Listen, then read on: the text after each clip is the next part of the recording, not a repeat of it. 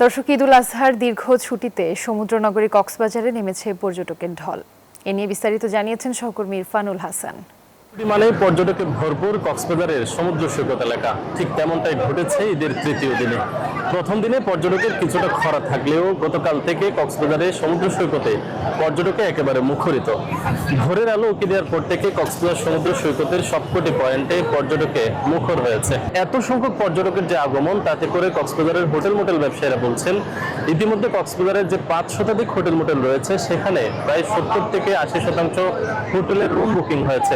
তবে আগামীকাল থেকে পর্যটকের যে আগমন সেটিতে ভাটা পড়বে বলে ধারণা করছেন তারা।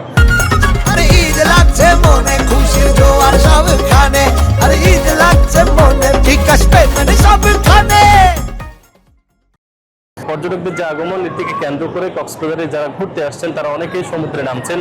তাদের নিরাপত্তায় কাজ করছেন কক্সবাজারের লাইফগার্ড কর্মীরা। প্রত্যেকটি পয়েন্টে তাদের বেশ টিম আমরা দেখতে পেয়েছি।